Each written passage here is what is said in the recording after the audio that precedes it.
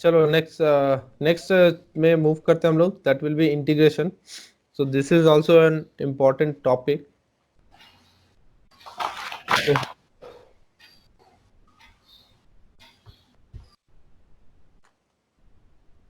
ठीक है, तो ये हम लोग अभी डिस्कस करेंगे थोड़ा देर में.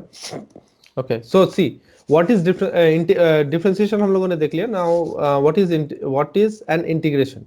सी this is actually the inverse process of differentiation. Why inverse?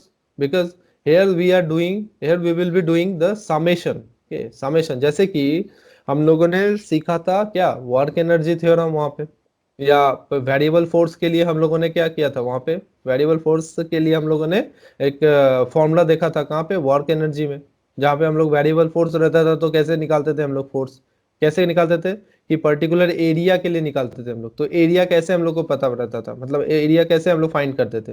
हम लोग कैसे फाइंड करते थे, हम लोग के पास दो लिमिट होता था, सपोज x1 से x2 तक. तो उस पूरे एरिया को हम लोग को कवर कैसे करते थे, हम लोग इंटीग्रेट करते थे उसको, कहाँ से कहाँ तक, x1 से x2 तक. मतलब हम लोग जैसे, एक सपोज मैं बता रहा हूँ, देखो जैसे सपोज एक ग्राफ है सपोज, ठीक है. तो तुमको ऐसा कुछ दिया है सपोज, ऐसा कुछ है. तो देखो, इसमें अगर तुमको एरिया निकालना हो तो एरिया कैसे निकालेंगे. देखो हम लोग क्या करेंगे, एक छोटा सा पार्ट लेते हैं हम लोग, सपोज इसको मान लेते हैं हम लोग dx, इसको मान लेते हैं हम लोग छोटा सा पार्ट dx. ठीक है, इसको मान लिया dx. ठीक है, तो देखो इसी dx को अगर हम लोग dx dx dx dx करके छोटा छोटा करके अगर सबको जोड़ दे, अगर सबको हम लोग जोड़ दे, तो ये टोटल मिलके क्या हो जाएगा, ये सपोज a है इसका, ये और ये, तो ये a स्क्वायर देगा, ये टोटल एरिया देगा हम लोग को. अगर मैं इस dx को क्योंकि dx देखो, dx क्या है, यहाँ से इस पार्ट का कुछ एक लेंथ होगा और इस पार्ट का होगा यहाँ पे कुछ. तो सपोज कहाँ से कहाँ तक, x1, ये x1 है, और यहाँ पे इसका लिमिट है x2. तो हम लोग क्या करते हैं, x1 से x2 तक हम लोग इंटीग्रेट कर देते हैं, तो ये पूरे का एरिया आ जाता है. क्या हो जाता है, ये पूरे का एरिया आ जाता है, ये सारे का. समझ में आ रहा है क्या बोल रहा हूं मैं सबको. Okay, so see, why integration is known as the reverse process of differentiation. Okay, because suppose यहाँ पे जब हम लोग डिफरेंशिएशन कर रहे थे किसका, dy dx of suppose sin x का, sin x का हम लोग डिफरेंशिएशन कर रहे थे, what we were getting cos x simply. Fine, यही पा रहे थे ना हम लोग, यही आंसर आ रहा था हम लोग के पास. D by d x of किसका, साइन एक्स का. हम लोग के पास क्या आंसर आ रहा था, कॉस एक्स आ रहा था. क्लियर है यहाँ तक, क्लियर है, ठीक है. उसी तरीके से सिमिलरली अगर यहाँ पे क्या होगा, यहाँ पे अगर तुम इंटीग्रेशन करते हो किसका, इंटीग्रेशन करते हो कॉस एक्स का, किसका, कॉस एक्स का, कॉस एक्स डी एक्स. ठीक है, इसका तुमको मिलेगा साइन एक्स, इसका क्या मिलेगा, साइन एक्स. देखो वहां पे हम लोगों ने क्या किया था, वहां पे हम लोगों ने साइन एक्स का डिफरेंशिएशन किया था, तो हम लोग को मिला था cos x. अब हम लोग क्या कर रहे हैं, cos x का इंटीग्रेशन कर रहे हैं तो हम लोग को sin x मिल रहा है. इसीलिए इसको देखो भाई इनवर्स प्रोसेस बोलते हैं. इसका जो डिफरेंशिएशन किए थे हम लोग यहाँ पे, उसी का यहाँ पे इंटीग्रेशन करेंगे तो क्या हो जाएगा, उसका यहाँ पे इंटीग्रेशन करेंगे तो बैक टर्म में आ जाएगा, ये पुराना वाला में आ जाएगा, साइन एक्स में आ जाएगा. ठीक है, सो इसीलिए हम लोग इसको क्या बोलते हैं, इनवर्स प्रोसेस. और हमेशा कभी भी हम लोग इंटीग्रेशन जब भी करेंगे ना, तो एक छोटा सा हम लोग को किसी के रिस्पेक्ट में करना पड़ता है. वहां पे जैसे हम लोग क्या कर रहे थे, विथ रिस्पेक्ट टू एक्स कर रहे थे, तो यहाँ पे जैसे वहां पे क्या कर रहे थे, एक्स के रिस्पेक्ट में d y by d x कर रहे थे, d y by d x कर रहे थे, इक्वल टू समथिंग आ रहा था कुछ सी.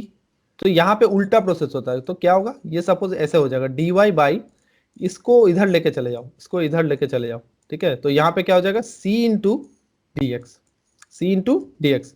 अब हम लोग क्या करते हैं, इंटीग्रेट, इधर भी इंटीग्रेट, इधर भी इंटीग्रेट. देखो अब ये dx क्या आ गया, यहाँ पे मल्टीप्लीकेशन का टर्म में आ गया, ये कोई भी चीज यहाँ पे रहेगा इंटू dx रहेगा, मतलब यहाँ पे हम लोग dx के रिस्पेक्ट में क्या कर रहे हैं, हम लोग इंटीग्रेट कर रहे हैं. यहाँ पे सेम चीज देखो, यहाँ पे हम लोग y dy रहते हैं, यहाँ पे क्या हो जाएगा, ये मल्टीप्लाई का टर्म में आ जाएगा c into D x. Suppose कैसे होगा, ये जैसे ये वाला लिख रहे हैं हम लोग, क्या है कि suppose integration of cos x, ठीक है, किसके रेस्पेक्ट में, तो यहाँ पे होगा dx के रेस्पेक्ट में, so this will be dx, ठीक है।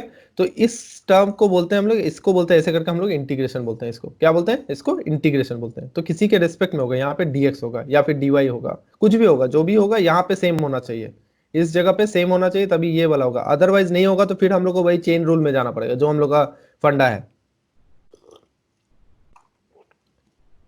क्लियर, यहाँ तक सबको क्लियर?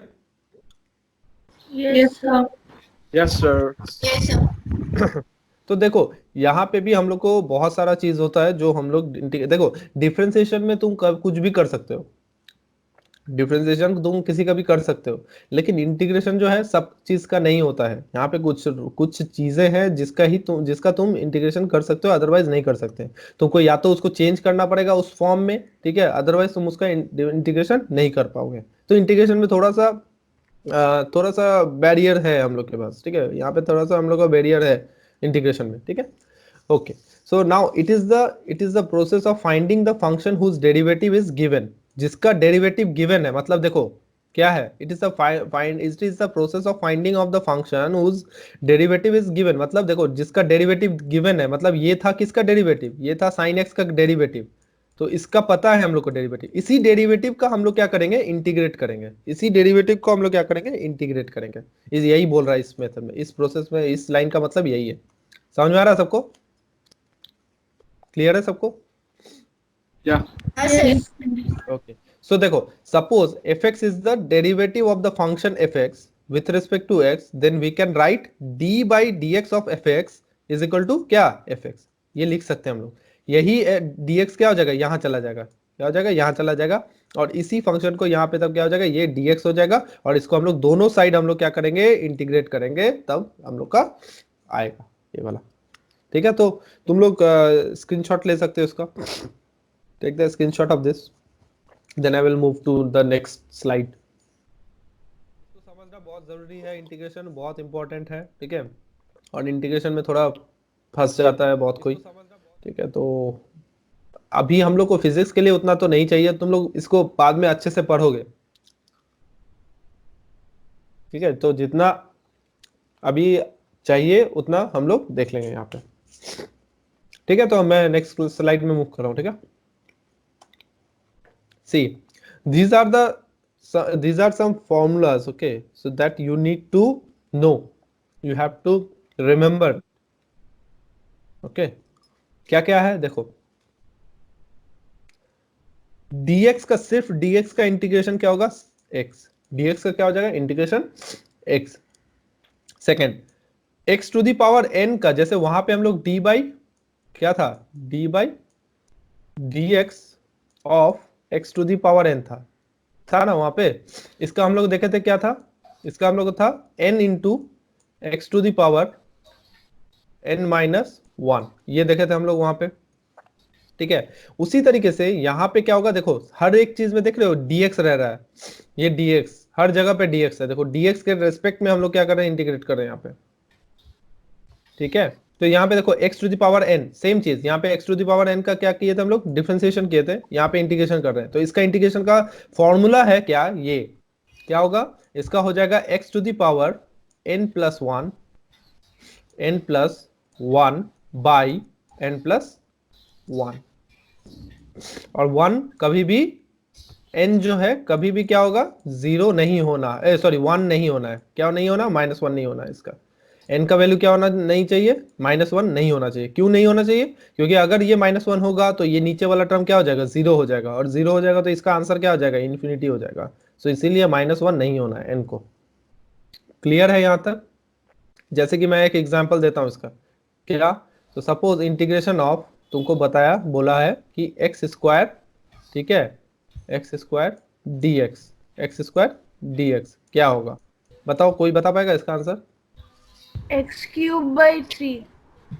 x³/3, ठीक है। रेस्ट ऑफ द स्टूडेंट 2 है, तो इसका फॉर्मूला क्या है, ये है x के पावर n+1, n का वैल्यू क्या है यहाँ पे, n का वैल्यू 2 है, तो ये हो जाएगा 2+1, 2+1, ठीक है, 2+1 बाई, यहाँ पे क्या हो जाएगा n+1 मतलब 2+1, तो कितना हो गया ये हो गया x³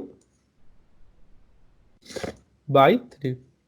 देखो इसको याद रखने का एक ही तरीका है कि यहाँ पे डिफरेंशिएशन में क्या हो रहा था, n आगे आ रहा था, देखो n आगे आ रहा था और n-1 हो रहा था, यहाँ पे कम रहा था। इंटीग्रेशन में याद रखना कि हम लोग हमेशा समेशन करते हैं, तो यहाँ पे क्या होगा, ऐड होगा, यहाँ पे क्या होगा, ऐड होगा, तो इसीलिए याद रखना कि यहाँ पे क्या हो जाएगा, x⁴ ऐड हो जाएगा, जो भी था यहाँ पे माइनस हो रहा था 1 से, यहाँ पे 1 ऐड हो जाएगा, और क्या हो जाएगा, यहाँ पे इनटू में था तो इसका उल्टा होगा यहाँ पे, तो इसलिए नीचे आ जाएगा ये चीज याद रखना तो हो जाएगा। इसको याद मैंने ये बनाना इजी होगा तब, अगर याद रहेगा तो, ठीक है, यस सर। क्लियर है। अच्छा अब देखो x⁻⁻1 जो है, देखो इसमें कुछ कुछ इंपॉर्टेंट है, जैसे ये वाला जो तुमको हमेशा यूज करे लगना ही है, ये यूज, ठीक है। ये सब तो इसी सब से आएगा, तो जैसे ये sin x का हो गया, ये इसके ऊपर ही बेस्ड है, देखो यहाँ पे भी चेन रूल है, ax है, ax का क्या हो जाएगा, a आगे आ जाता है, ठीक है, ये a यहाँ पे पहले कॉस में क्या, सॉरी डिफरेंशिएशन में क्या होता है, ये चीज यहाँ पे आ जाता था, आगे में आ जाता था, अब इसमें क्या होगा, इंटीग्रेशन में क्या होगा, ये कहाँ चला जाता है, नीचे चला जाएगा। जैसे इससे पहले ही ना पढ़े तुम यहाँ पे, ये देखो यहाँ पे पढ़े थे हम लोग, यहाँ पे क्या था कि ax जब था यहाँ पे ax जब था, देखो ax था, ये वाला टर्म क्या हो रहा था, ये वाला टर्म आगे आ जा रहा था मल्टीप्लाई में, देखो यहाँ पे आगे आ जा रहा था ना, यहाँ पे आगे आ जा रहा था ये a, उसी तरीके से अब यहाँ पे क्या होगा, ये इंटीग्रेशन इसका क्या हो जाएगा, ये वाला टर्म क्या होगा, नीचे आएगा, बाई में आएगा, तो वही है यहाँ पे, समझ में आ रहा है सबको, Sir, बोलो yes. it says that and cannot be -1, Yeah. but in number 3,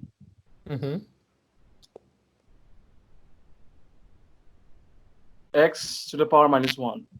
Yeah, see, there it is in power, this is a different rule, are you getting me? Oh, yes. This is something different because you can write this as 1 by x, okay, so what you are doing is you are actually integrating 1 by x. So in differentiation we have learned that this log x is what, log x differentiation is 1 by x, so the opposite of that it will be what it will be 1 by x integration will be log x, are you getting me, means in differentiation Yes, we have yes. learned that log x differentiation is 1 by x, so as we know, as we have seen that the integration is the reverse process of differentiation, so what it will be, the integration of this will be log x, integration of this will be log x. Yes, I got it. Got it? Okay. Yes. Okay, everyone got my point, right? Yes, sir. तो देखो अब फिर क्या हो गया, sign x का हो गया माइनस कॉस एक्स का हो गया साइन एक्स, ठीक है, सेक स्क्वायर एक्स का हो गया टेन एक्स, ठीक है, उसी तरीके से ये दोनों क्या है, ये उल्टा है, देखो इसका मतलब यहाँ पे सिर्फ ए एक्स के फॉर्म में है, तो ये सारा चीज तुमको याद रखना पड़ेगा। उसके बाद क्या है, sec x into tan x is equal to क्या हो गया, सेक एक्स, हाँ बोलो सर। जो सिक्स्थ वाला है फॉर्मूला, सिक्स्थ वाला, हाँ या में बोलो सर, इसमें और सेकंड में डिफरेंस क्या है? इसमें वो और भी तो पावर ही सेकंड, हो। ये वाला ना, हाँ, यहाँ पे देखो ये क्या है, ये x के पावर नहीं है, देखो ये डिफरेंट टर्म है, u वाला टर्म है, हाँ, समझ में आ रहा है, ठीक u है। वाला टर्म है यहाँ पे, ये x का पावर था, ये जनरल फॉर्म है, ठीक है, इसको हम लोग पहले जनरल फॉर्म में लाना पड़ेगा इसको हम लोग को, ठीक है, समझ में आ रहा है। देखो जैसे ex, एक चीज याद रखना, हमेशा याद कर लो, ट्रिक है या जो भी है, ex का जो भी कुछ करो, डिफरेंशिएशन करो, इंटीग्रेशन करो, कुछ भी करो, उसका ex ही वैल्यू आएगा, ये याद रख लेना हमेशा।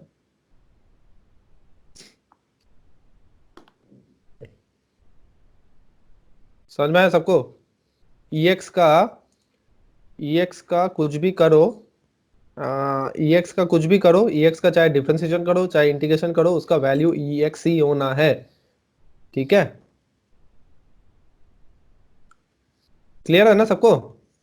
देखो उसके बाद देखो यहाँ पे e to the power ax है। a is what? a is a constant. Suppose a का वैल्यू होगा 2x, 2 होगा, ठीक है, तो e to the power 2x होगा, तो इसका वैल्यू क्या होगा? e to the power 2x तो होगा ही, क्योंकि ex का इंटीग्रेशन ex होता ही है, लेकिन उसके बाद फिर मेरे पास एक्स्ट्रा टर्म है ये ax, इसको भी तो इंटीग्रेट करना पड़ेगा। तो इसको क्या करेंगे? dy dx ऑफ ax कर दिए इसको, ये वाला हो गया e to the power ax, और ये a हो गया। समझ में आया? में से सब ज्यादा इंपॉर्टेंट नहीं है, जो जो हम लोग को फ्रिक्वेंटली यूज करना पड़ेगा ये है, ये है, ये सारे हैं, ये सारे हम लोग को बहुत इंपॉर्टेंट, मतलब फ्रिक्वेंटली हम लोग को यूज करना पड़ता है ये सब, ठीक है। ये सब उतना ज्यादा ये सेक एक्स स्क्वायर ये वाला हम लोग को लगेगा, इसका हम लोग को डेरिवेशन करने में लगेगा, ये वाला एकदम डायरेक्ट लगेगा हम लोग को, ठीक है। उसके बाद ये सेक एक्स 10x का लग सकता है, और ये सब उतना ज्यादा इंपॉर्टेंट नहीं है, ये वाला थोड़ा सा देख लेना बस, ठीक है। चलो नेक्स्ट, यहाँ पे देखो, यहाँ पे 10x का है, इसको भी याद ही करना है तुम लोग को। 10x को हम लोग लिख सकते हैं sin x by cos x dx। तो इसको देखो sin x का क्या हो, ये minus sin x by cos x dx, इसका हो जाएगा माइनस log e x। तुमको इसका एक्चुअली तुमको डायरेक्ट याद करना पड़ेगा, ये जल्दी बनाने के लिए हम लोग को जल्द याद करना पड़ता है इसको, ठीक है। उसके बाद देखो क्या है, उसके बाद है cot x। cot x का ये हो जाएगा, अच्छा ये वाला फॉर्म थोड़ा इंपॉर्टेंट है, ये दो जो फॉर्म है इन दोनों को थोड़ा सा याद रखोगे, ये तीन को एक्चुअली याद कर लेना, ये ज्यादा इंपॉर्टेंट है, ये वाला ज्यादा इंपॉर्टेंट है। डी देखो ये सब डायरेक्ट है। देखो इंटीग्रेशन में क्या होता है, इंटीग्रेशन में थोड़ा लिमिटेशन है, मतलब क्या कि जब तक तुम्हारा ये सारे जो ये जो हम लोग जो भी पढ़ रहे हैं ये सारे इसी फॉर्म में आना चाहिए, तभी तुम उसका इंटीग्रेशन कर सकते हो, अदरवाइज नहीं कर सकते। तो इसीलिए कोई भी क्वेश्चन दिया हुआ रहता है तो तुमको पहले इस फॉर्म में लाना पड़ेगा, इस फॉर्म में लाना पड़ेगा, तब जाके तुम इसका इंटीग्रेशन कर सकते हो, अदरवाइज नहीं कर सकते, क्योंकि तुम्हारे पास सेट ऑफ जो फॉर्मूलाज है यही है, इसी के अराउंड तुमको घूमना है, इसी के अराउंड तुमको लाना है सारी चीजों का आंसर, ठीक है। तो तभी तुम इंटीग्रेशन कर सकते हो। डिफरेंशिएशन में क्या है, कुछ भी दे दिया हम लोग कुछ भी कर सकते हैं, डिफरेंशिएशन कुछ भी कर लगभग कर सकते हैं हम लोग उसका, लेकिन इंटीग्रेशन का बहुत बहुत स्ट्रिक्ट रूल है बोल सकते हो, ठीक है, और थोड़ा लिमिटेशन भी है इसका कि नहीं इसी फॉर्म में होगा तभी हम इसका इंटीग्रेशन कर सकते हैं, तभी इसका ये होगा, कुछ भी आ सकता है, ठीक है। तो जैसे dx by root under 1 minus x square के फॉर्म में रहा, तब इसको डायरेक्ट हम लोग लिख सकते हैं साइन इनवर्स एक्स।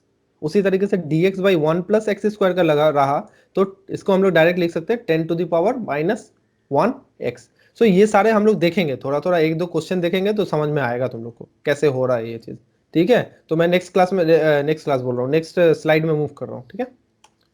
अच्छा अब आ जाओ थियरम्स, ठीक है। जैसे हम लोगों ने डिफरेंशिएशन में थ्योरम पढ़ा था उसी तरीके से यहाँ पे भी हम लोग का थ्योरम है।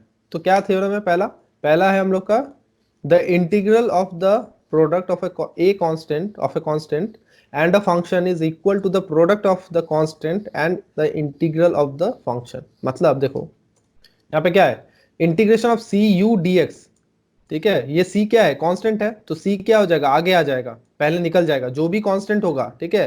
देखो यहाँ पे लिख दिया है c इज कांस्टेंट, ठीक है। तो कोई भी कांस्टेंट होगा, कांस्टेंट का हम लोग क्या करते हैं, इंटीग्रेशन नहीं करेंगे, उसको हम लोग क्या करेंगे, उस ये तुम देख रहे हो ये इंटीग्रेशन का साइन है, ये वाला, ये इस तरीके का, ठीक है। तो इसके बाहर हम लोग ले लेते हैं उसको, क्या करते हैं, बाहर लिख लेते हैं उसको, c को बाहर कर देते हैं हम लोग, ठीक है। इसीलिए यहाँ पे c को देखो बाहर किया हुआ है, इंटीग्रेशन के बाहर, ठीक है। उसके बाद जो वेरिएबल टर्म है उसी को सिर्फ हम लोग इंटीग्रेट करेंगे, तो u dx हो जाएगा। यहाँ तक क्लियर है सबको? पहला कोई भी चीज जैसे सपोज मैं क्या लूँ, जैसे हम लोगों ने किया था ना e का,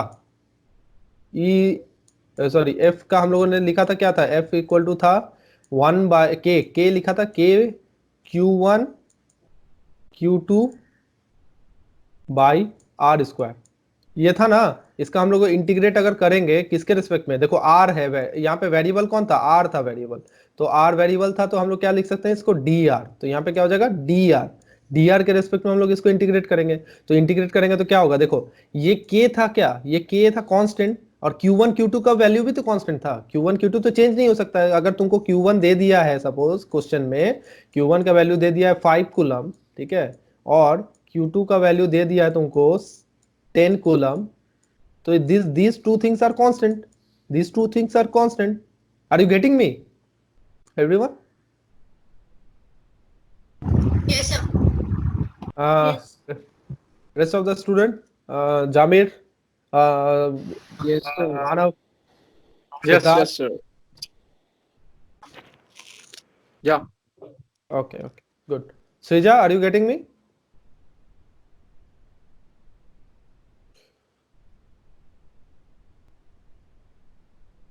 So see, this is what this k is also constant. We know that k value of k is what 9 into 10 to the power 9. 9 into 10 to the power 9. So this is also a constant value. So what this first theorem is saying that you need to bring the constant term outside of this integration sign. Okay. So what it will be? It will be k q1 q2 integration of 1 by r square dr. Are you getting me?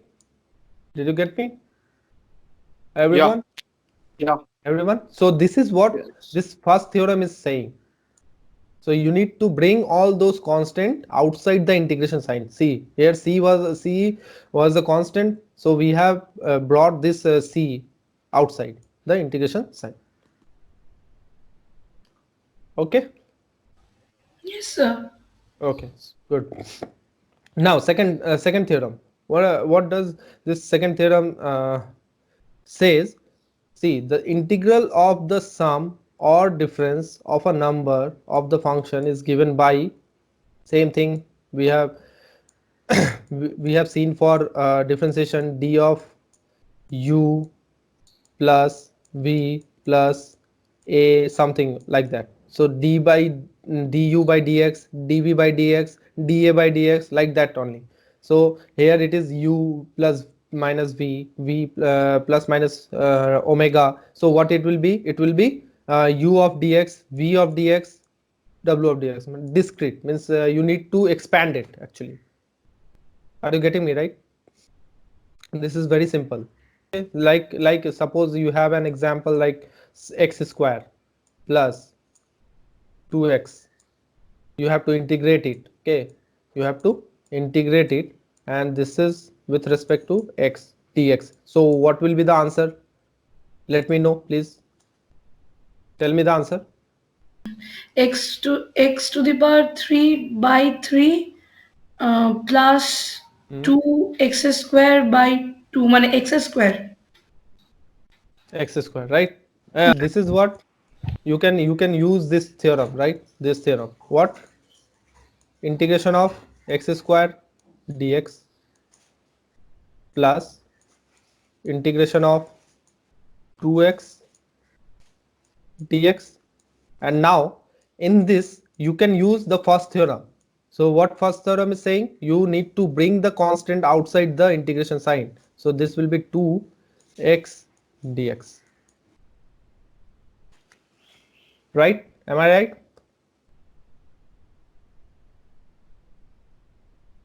Yes, sir. Okay, so this will give you the answer x cube by 3, and this will give you 2x square by 2. 2 will be cancelled, so the answer will be x cube by 3 plus x square. Okay, this will be the answer. Okay, and let me know let me tell you one thing, that we are giving a constant here, the c. This is an extra constant which we are giving whenever we are doing any integration. Okay, this is for when we are doing any definite integration. I will let you know what is definite integration. Okay, what here what we are doing is these all are indefinite integration, because here we don't have any sign sorry any values from where to where we need to integrate. So suppose if we are, see here we have to study this definite integral. So definite integral is means that there will be a boundary condition. Suppose we need to integrate from x1 to x2, means here we have the lower boundary and the higher upper boundary. So the boundary condition will be there. So this type of integration is known as definite integration. This type of integration is known as definite integration.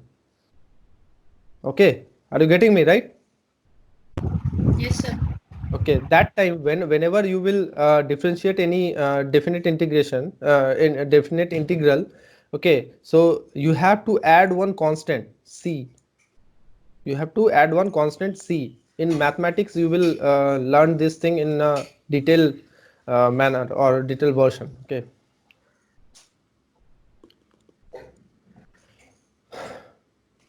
Okay, so this x1 is what? This is the lower limit. This x1 is lower limit. See, lower limit, and this x2 is what? This is the upper limit. So we have two limits, lower limit and upper limit in definite integration.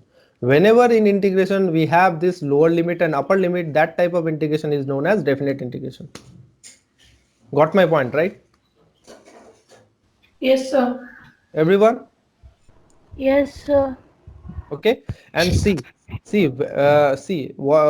how we can write this definite integration. Okay, see, so we have this lower limit as a and upper limit as b. So whenever we are integrating, we need to put the value of the higher limit and the lower limit in the integration result. Whatever result we will be getting, in that we need to put the value of b and the value of a. So I will show you how we can do this, okay, in the next slide. Let me go to the next slide. Have you taken the screenshot of it? Yes, sir. Okay, good. So let's move to the next slide. Okay, so now there are some questions that you need to solve. Can you solve? Can you go with the first question? Please solve and let me know the answer. Okay. So we have so let me know what type of integration is this and this, right? These three are definite integration and these two are indefinite. So please quickly give me the answer of the first one. This is very simple, right? X power 4 by 4. X4. X power 4 by 4. Oh, integrating it, right? So this will be x cube dx. X cube dx. See, here it is given with respect to x. So this will be dx. So integration of this will be x 3 plus 1 by n plus 1 means 3 plus 1. So the answer will be x4 by 4. Everyone getting? So quickly go to the second question. X square plus 1 by x. So, x cube by 3 plus log x. X cube by 3 plus Log x. okay. Everyone, same answer, right?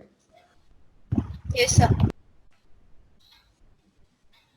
सी कभी भी आप लोगों को अगर question बनाना हो तो please go with the steps, do not skip any step.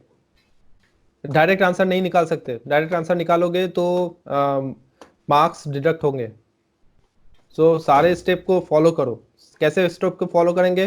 पहले x cube है, so we have to write this like x cube dx as take the integration as y. Here y is equal to integration of, or you can take it as dy. So integration of dy equal to x cube dx. Now you have to do using what? Using the formula xn, integration of xn dx. What we will get? What we will be getting? We will be getting x 3 plus 1 by 4, matlab 3 plus 1 4. So like this you need to solve. So here in the second question, how you will solve? You need to solve it like this. Integration of x square plus 1 by x whole, take it as whole dx. Okay, so now use the second theorem. What is that second theorem? This will be x square dx plus 1 by x dx. Okay हाँ बोलो। Sir third का क्या answer है? Third का answer ना, एक minute, हाँ sir. Let me check the answer.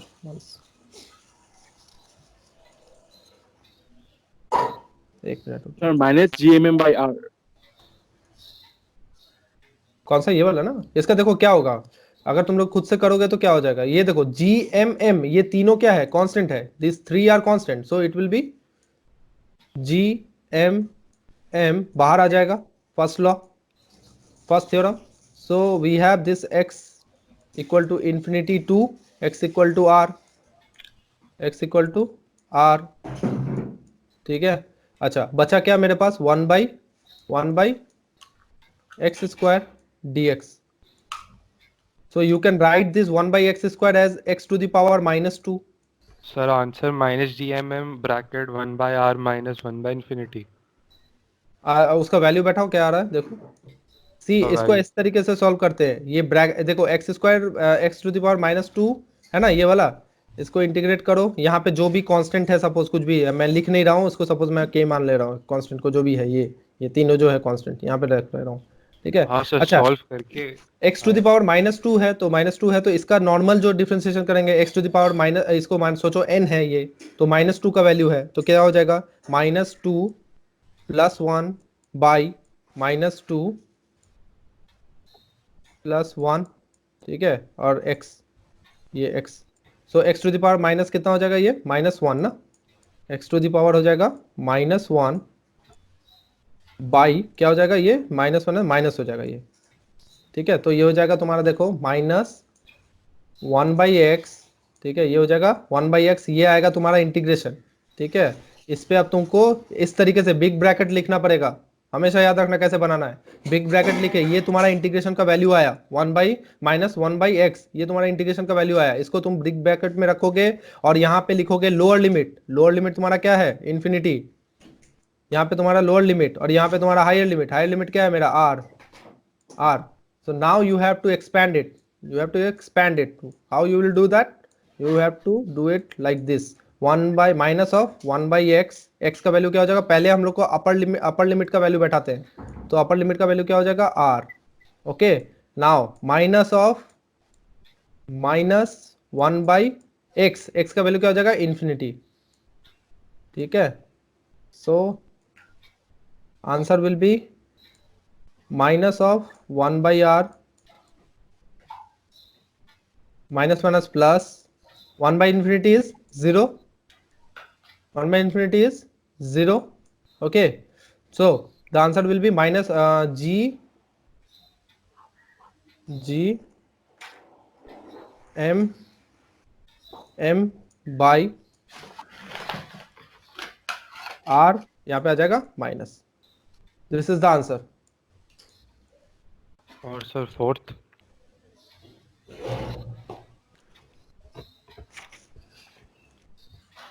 अच्छा तुम लोग सबको अच्छा लग रहा है ना ये बनाने में क्वेश्चन, ऐसा नहीं ना बोर्ड लग रहा है तुम लोग को?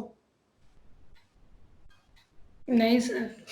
ठीक है ना, तो समझ में आ रहा है ना कैसे बन रहा है ये सब। देखो मैथ्स में तुमको इसका डिटेल वर्जन में पढ़ना है, ठीक है, वहां पे तुम लोग डिटेल में पढ़ना, लेकिन जितना मैंने बता दिया वहां पे भी तुमको हेल्प होगा, मैथ्स में तुमको इजी होगा वहां पे बनाने के लिए, अब क्योंकि तुम लोग लॉजिक समझ चुके हो कैसे बनाना है इसको, ठीक है, तो वहां पे इजी होगा तुम लोग को बनाना, ठीक है।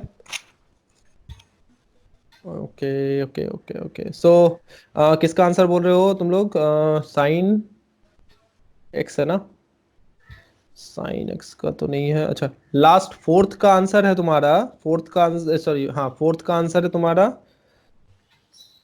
Q square by two c, fourth का आंसर है q square by two c, आया है सर सबका वो आंसर? फिफ्थ है। फिफ्थ, ओ सॉरी, यहाँ पे तीन तीन दोनों तीन आ गए ना, हाँ हाँ फिफ्थ, फिफ्थ का आंसर है तुम्हारा, इसका आंसर है तुम्हारा क्यू स्क्वायर बाई टू सी। अच्छा फोर्थ और का सर आंसर फोर्थ का? फोर्थ का तो दिया हुआ यहाँ पे नहीं है, ओके ओके है साइन एक्स है ना, sine x T x. Fourth का है तुम्हारा, एक मिनट, 0 है आंसर, हाँ सर।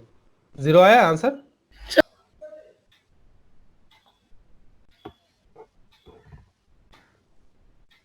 हो गया ना सबका? सो पहले कौन सा, ये वाला ना, तो देखो ये वाला क्या होगा, कुछ नहीं है यहाँ पे। देखो C जो है, ये C क्या है, ये कांस्टेंट है क्योंकि ये कैपेसिटेंस का वैल्यू है। ठीक है, ये हम लोग पढ़ेंगे कैपेसिटर में, जब हम लोग कैपेसिटर पढ़ेंगे तब पढ़ेंगे इसको। तो यहाँ पे C का वैल्यू जो है कांस्टेंट है, ये C कांस्टेंट होता है। किसी भी कैपेसिटर का जो, जैसे रेजिस्टर का क्या होता है, रेजिस्टेंस होता है, that is the property of that resistor. Resistor is the device and resistance is the property of that resistor. उसी तरीके से कैपेसिटर एक डिवाइस होता है, उसका प्रॉपर्टी होता है कैपेसिटेंस। ठीक है, तो इस कैपेसिटेंस भी क्या होगा, एक वैल्यू होगा, that will also be a constant. Okay, so this here C is constant।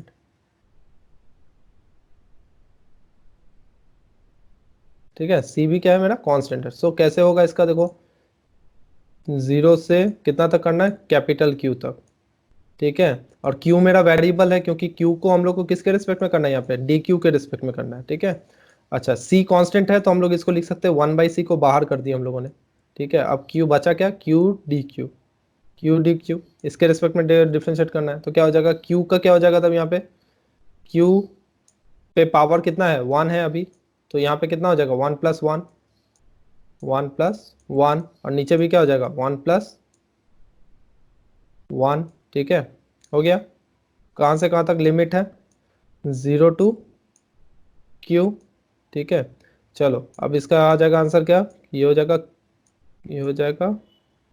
Q²/2। और अच्छा ऊपर में यहाँ पे बाहर में C है, तो ये C भी आ जाएगा यहाँ पे। तो हम लोग अभी C को नहीं लिख रहे हैं, अभी C को बाहर ही रखो, C को हम लोग बाहर ही रखते हैं, इसको ब्रैकेट में ले लेते हैं, 0 to Q। ठीक है, तो अब बैठाओ क्या हो जाएगा, ये 1/2C को बाहर कर देते हैं हम लोग, बचा सिर्फ Q²। तो Q² का क्या हो जाएगा, यहाँ पे हम लोग बैठाएंगे, ये हो जाएगा, पहले बैठाएंगे क्या, Q के जगह पे क्या बैठेंगे, ये Q बैठेंगे, अपर लिमिट बैठाएंगे तो क्या हो जाएगा, ये Q² हो जाएगा। ठीक है, माइनस ये Q² का वैल्यू, तो Q² में आप क्या बैठेंगे, सेकेंड लोअर लिमिट 0, मतलब 0 का स्क्वायर। ठीक है, तो आ गया क्या, ये तो खत्म हो गया, तो बचा सिर्फ Q²। तो इसका आंसर क्या हो जाएगा, सर आंसर पहले गलत दिया हुआ था। वो तब वो वहां पे मैंने छोटा Q लिख दिया है शायद, इसीलिए। नहीं, आपने Q²/C लिखा था, वो 2C नहीं था। ओ नहीं, वो मैंने चेंज किया था उसके बाद, वहां पे गलती से अच्छा, लिख दिया था मैंने। हाँ, ठीक है सर। ये होगा आंसर Q²/2C। ठीक है, कैपिटल Q²/2C। ठीक है, ये होगा आंसर।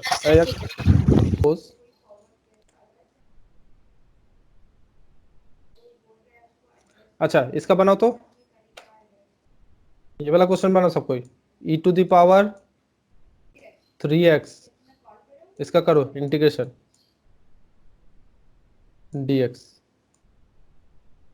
इसका इंटीग्रेशन करो सब कोई, आंसर बताओ।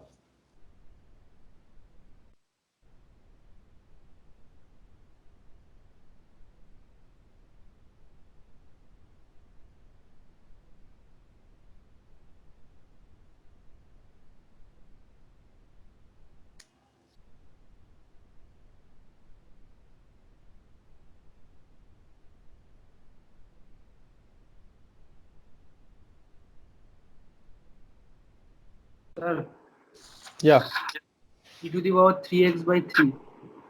e⁻3x/3, 3x/3. Wait a second, e⁻3x/3। ठीक है, हाँ सर। e⁻3x/3 सबका आ रहा है, देखो हाँ सर। क्या हो जाएगा, ये हो जाएगा, मानव आ रहा है answer, are you getting the answer? Yes, sir. Yes. Okay, so this will be e⁻3x, because we know that the integration of e⁻3x ex is ex, so this will be e⁻3x, and now we have to differentiate it d/dx of 3x, d/dx of 3x. Just a second. Okay, so this will be e⁻3x by the differentiation of this will be 3. Okay, so this will be the answer. Okay, so यहाँ तक सबको clear है ना। देखो एक इसमें और एक मेथड होता है, जैसे वहां पे जैसे हम लोगों ने पढ़ा था u into v का कंडीशन, u into v के टाइप में अगर रहता है तो क्या होता है, u by v के टर्म में रहता है तो क्या होता है, तो यहाँ पे भी उसका होता है। तो अभी हम लोग को उसका जरूरत नहीं है, जब हम लोग को उसका यूज पड़ेगा तो हम लोग उसको देख लेंगे बाद में, ठीक है। तो फिलहाल यहाँ तक ये मेरा इंटीग्रेशन का इतना ही हम लोग को अभी जानना जरूरी है। अगर तुम लोग खुद से बनाना चाहते हो तो you can try this question, you can go with this question, root x dx, integration of 1 by root x dx। इसका देखो करके क्या आता है आंसर।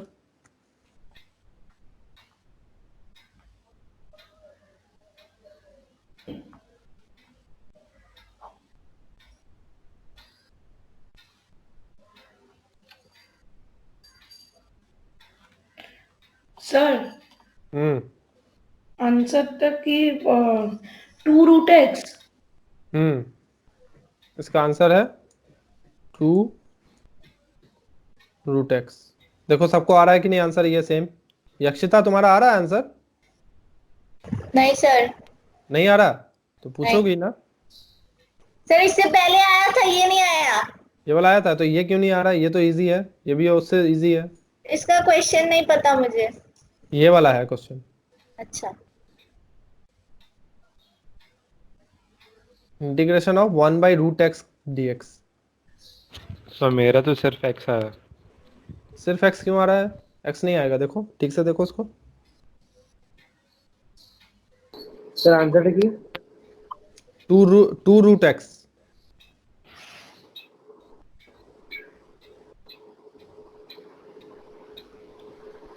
স্যার আমার এটা আসছে না। আসছে না? ओके चलो। कैसे? सर मेरा भी नहीं आया। ओके चलो मैं बना रहा हूँ। एक काम करता हूँ, इसको मेरे को इरेज करना पड़ेगा। कहाँ से करूँ?